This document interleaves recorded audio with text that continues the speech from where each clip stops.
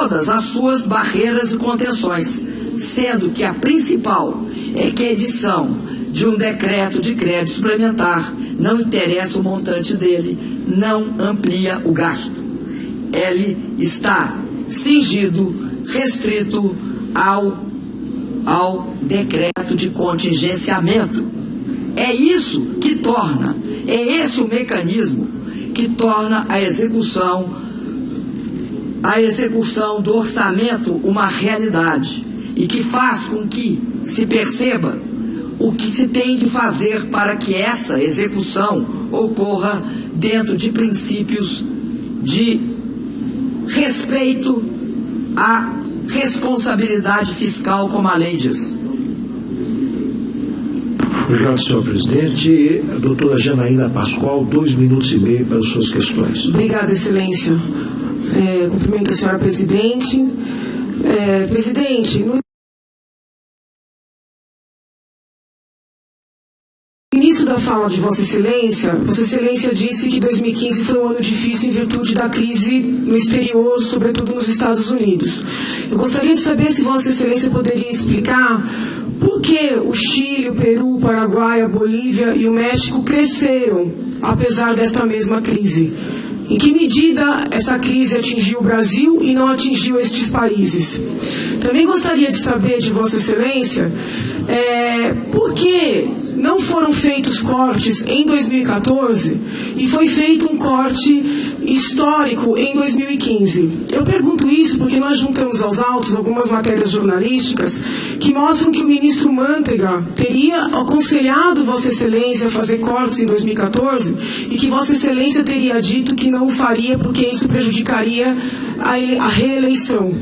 E muitas testemunhas de defesa ouvidas nos autos confirmam que, comparando-se os cortes feitos em 2014 com os cortes feitos em 2015, os de 2015 são muito mais elevados. Então, gostaria de saber de Vossa Excelência por que estes cortes, que ao que tudo indica eram necessários já em 2014, não foram feitos.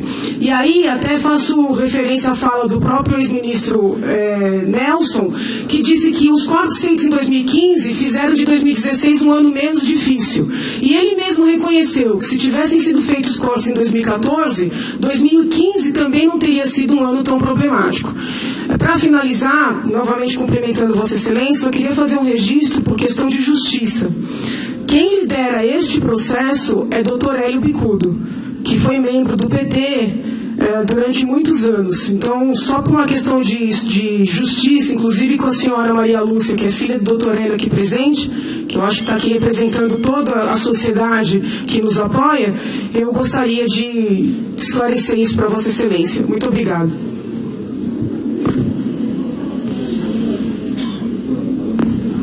Sem gestos, por gentileza. Os outros. Senhor presidente. Pois bem, respondendo à doutora Janaína. Doutora Janaína, eu sinto informar a senhora, mas por todas as estatísticas disponíveis no Brasil, a crise não começa em 2014. Ela se intensifica no final de 2014. E isso fica claro, por exemplo, quando se olha, por exemplo, me dá aqui as estatísticas, que elas não estão aqui, por favor. Quando se olha, por exemplo, eu sei de cabeça, a queda no preço das commodities agrícolas, elas se intensificam a partir de outubro. Se tem uma queda bastante significativa. O índice CRB é o índice de todas as commodities. Percebe-se que é aqui que começa a queda. No ano de 2014, que começa aqui, 1º de janeiro, você não tem uma queda forte, a não ser a partir de outubro. Não é eu que estou dizendo isso, isso são dados reais. Portanto, não só esse, mas, por exemplo, o preço do petróleo, o WTI, você tem o WTI e o Brent. Eles vêm altos e começam a cair. E a queda se aprofunda vertiginosamente em janeiro. Quase todas as commodities no Brasil tiveram esse comportamento. Algumas tiveram um comportamento diferenciado porque começaram a cair em setembro. Mas a grande maioria começa a cair em outubro e se intensifica em janeiro. E de forma pronunciada em janeiro, onde há a maior queda em todos os países do mundo na área de commodities. Isto não foi eu que escolhi. Nós vivemos no período de 2014 uma transição entre uma fase do ciclo, que era, enquanto o mundo desenvolvido, onde tinha começado a crise em 2008 e 2009, afundou em 2008, 2009, 2010 e 2011, nós continuamos segurando e não afundando. A partir de um determinado momento, nós tivemos uma queda brutal. Essa queda brutal começa no final do ano de 14, a partir de outubro de 14, e se intensifica e torna-se extremamente pronunciada. É só ver o desempenho dos preços a partir de janeiro. A partir de janeiro, por exemplo, o petróleo afunda, sai daqui em outubro e cai aqui no dia entre janeiro e fevereiro de 15. Considerando que o petróleo, o minério de ferro tiveram um comportamento parecido e que o comportamento das commodities agrícolas vinha desacelerando a partir de setembro, começa o mais forte em outubro e despenca a partir daí, nós temos um cenário de extrema preocupação econômica, que de repente coloca diante de nós as dificuldades que é gerir o país no momento de uma intensificação dessa natureza. Eu acredito, advogada Janaína, eu acredito que nós teríamos conseguido superar esse processo se por acaso tivesse havido menos politização na tentativa de inviabilizar o meu governo, que começa, senadora, logo depois da minha posse, aliás, minto, logo depois da minha eleição. Logo depois da minha eleição eu passo a responder por vários questionamentos e se acentua profundamente ao longo do ano. Por que eu não consigo uma alteração rápida nas condições econômicas do país? Por um motivo muito simples, senadora. Porque há a conjunção de duas forças. A conjunção de uma força que aprovava gastos no momento que tinha de estar aprovando ajustes, que vinha do ex-presidente da Câmara, Eduardo Cunha, e da minha oposição, que não aprovava nenhuma das pautas de ajuste porque apostava no quanto pior, melhor. Acho, senadora, que é uma experiência para o futuro desse país. Diante da crise, é de bom tom que a oposição e a situação se una pelo bem do país. E depois que passar o momento mais difícil, volte a brigar quanto quiser. Porém, o que não é admissível é que diante desse fato, que era a chegada das consequências da crise no Brasil, e lembro que a crise, a primeira fase dela, que acontece em 2009, nós conseguimos superar em 2010. Em 2010 nós crescemos 7%. Nós conseguimos isso 11, 12. Nós só não, a China também. A China teve o mesmo processo. A China segura a taxa de crescimento. Vai despencar a taxa de crescimento da China na mesma hora que a nossa despenca. e ela passa de uma taxa de crescimento de 10% a 9,5%, 9%, para uma taxa de menos 7% hoje. Considerava-se uma taxa de menos 7% para a China um verdadeiro absurdo. Ninguém esperava que isso acontecesse. Então, há que entender esse processo. Ou se entende esse processo, ou nós vamos continuar fazendo mal para nós mesmos. E fazer mal para nós mesmos é nunca reconhecer que tem uma crise. Para a senhora ter uma ideia, eu, no início de 2015, quando visivelmente as receitas despencavam, começavam a despencar. Por quê? Porque o petróleo caía e nós somos sensíveis. Nós ainda somos um país sensíveis a commodities. Quando isso acontecia, nós ficamos brigando por conta da eleição que tinha passado. E tentaram sistematicamente impedir que se aprovasse as necessárias medidas de recomposição. Essas medidas não foram aprovadas, foram parcialmente aprovadas e embutiram nesse país uma crise de proporções gigantescas. Acho que todos nós aqui somos responsáveis perante a nação.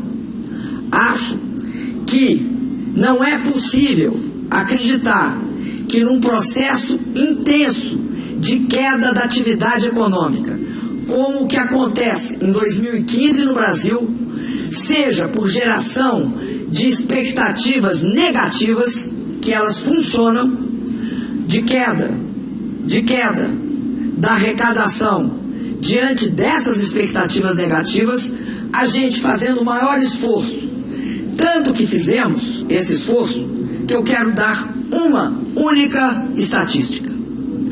Supunha-se que em 14 nós fechamos o ano com menos 4 bilhões de dólares de déficit comercial. Ao longo de 2015, o governo fez um grande esforço e conseguiu um superávit de 19,5 bilhões de dólares. Soma 19,5 bilhões de dólares com menos 4, nós fizemos um esforço, na verdade, real de 23 bilhões de dólares. O que era absolutamente inexplicável. São muito mais elevados. Então, gostaria de saber de Vossa Excelência por que estes cortes, que ao que tudo indica eram necessários já em 2014, não foram feitos. E aí até faço referência à fala do próprio ex-ministro Nelson, que disse que os cortes feitos em 2015 fizeram de 2016 um ano menos difícil. E ele mesmo reconheceu que se tivessem sido feitos cortes em 2014, 2015 também não teria sido um ano tão problemático. Para finalizar, novamente cumprimentando Vossa Excelência, eu queria fazer um registro por questão de justiça. Quem lidera este processo é Dr. Hélio Bicudo, que foi membro do PT durante muitos anos. Então, só por uma questão de justiça, inclusive com a senhora Maria Lúcia, que é filha do Dr. Hélio aqui presente, que eu acho que está aqui representando toda a sociedade que nos apoia, eu gostaria de esclarecer isso para Vossa Excelência. Muito obrigado.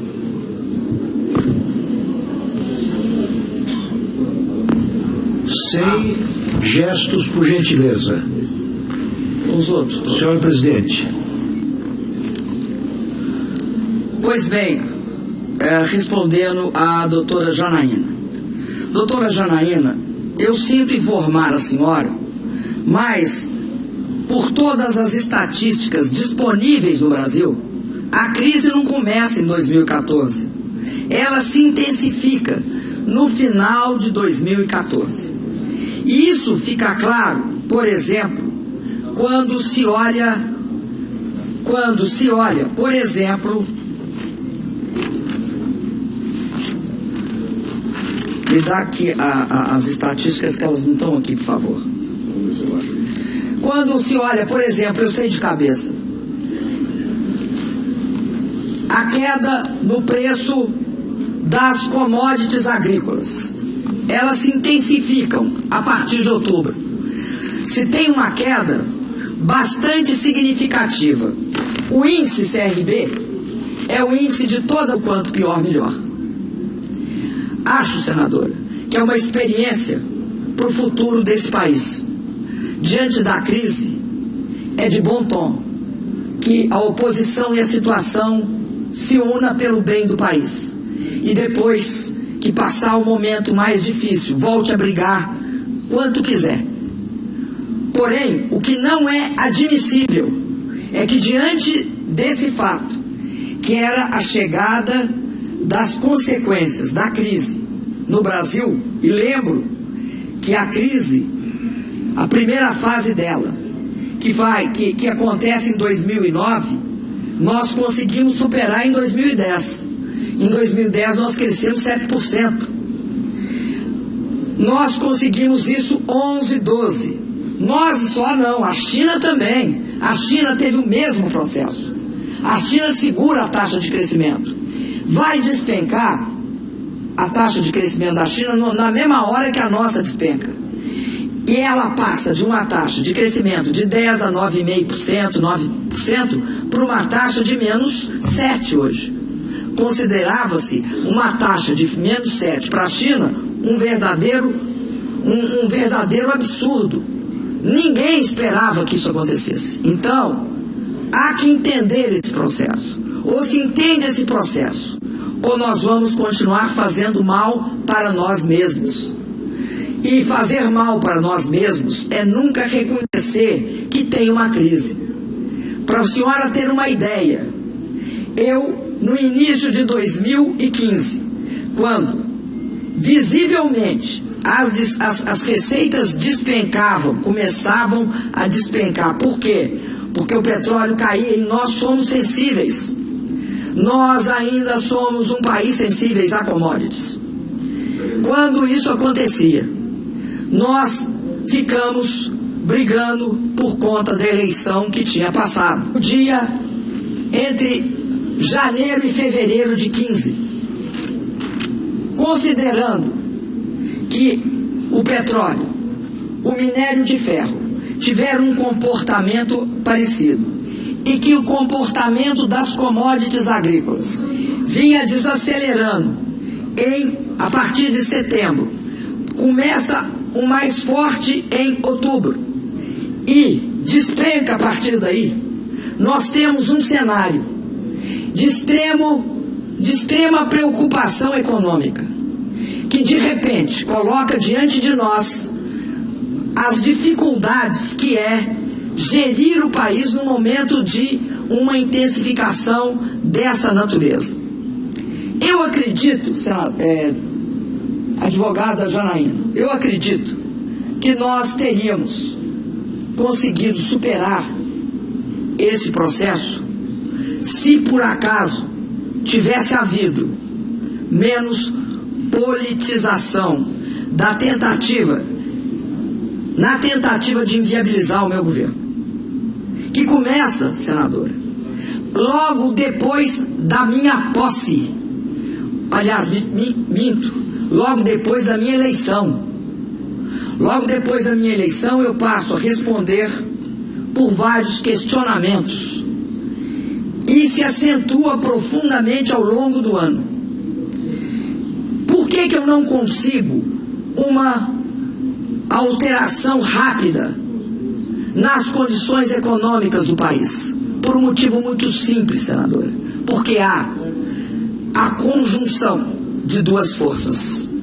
A conjunção de uma força que aprovava gastos no momento que tinha de estar aprovando ajustes, que vinha do ex-presidente da Câmara, Eduardo Cunha, e da minha oposição, que não aprovava nenhuma das pautas de ajuste porque apostava nessas commodities.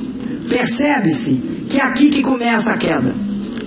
No ano de 2014, que começa aqui, 1º de janeiro, você não tem uma queda forte, a não ser a partir de outubro. Não é eu que estou dizendo isso, isso são dados reais. Portanto, não só esse, mas, por exemplo, o preço do petróleo, o WTI, você tem o WTI e o Brent. eles vêm altos e começam a cair. E a queda se aprofunda vertiginosamente em janeiro. Quase todas as commodities no Brasil tiveram esse comportamento. Algumas tiveram um comportamento diferenciado porque começaram a cair em setembro. Mas a grande maioria começa a cair em outubro e se intensifica em janeiro. E de forma pronunciada em janeiro, onde há a maior queda em todos os países do mundo na área de commodities. Isto não foi eu que escolhi. Nós vivemos no período de 2014 uma transição entre uma fase do ciclo, que era, enquanto o mundo desenvolvido, onde tinha começado a crise em 2008 e 2009, afundou em 2008, 2009, 2010 e 2011, nós continuamos segurando e não afundando. A partir de um determinado momento, nós tivemos uma queda brutal. Essa queda brutal começa no final do ano de 14, a partir de outubro de 14. E se intensifica e torna-se extremamente pronunciada. É só ver o desempenho dos preços a partir de janeiro. A partir de janeiro, por exemplo, o petróleo afunda. Sai daqui, em outubro, e cai aqui, em todas as suas barreiras e contenções, sendo que a principal é que a edição de um decreto de crédito suplementar, não interessa o montante dele, não amplia o gasto. Ele está cingido, restrito ao decreto de contingenciamento. É isso que torna, é esse o mecanismo que torna a execução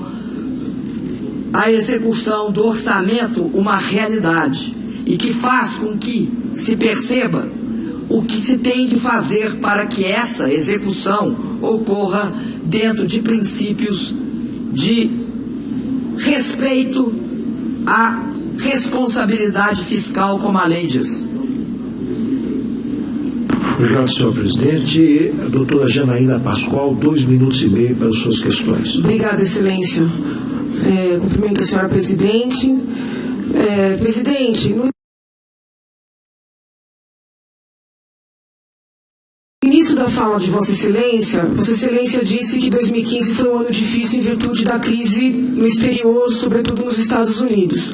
Eu gostaria de saber se Vossa Excelência poderia explicar por que o Chile, o Peru, o Paraguai, a Bolívia e o México cresceram, apesar desta mesma crise. Em que medida essa crise atingiu o Brasil e não atingiu estes países? Também gostaria de saber de Vossa Excelência por que não foram feitos cortes em 2014 e foi feito um corte histórico em 2015. Eu pergunto isso porque nós juntamos aos autos algumas matérias jornalísticas que mostram que o ministro Mantega teria aconselhado Vossa Excelência a fazer cortes em 2014 e que Vossa Excelência teria dito que não o faria porque isso prejudicaria a reeleição. E muitas testemunhas de defesa ouvidas nos autos confirmam que, comparando-se os cortes feitos em 2014 com os cortes feitos em 2015, os de 2015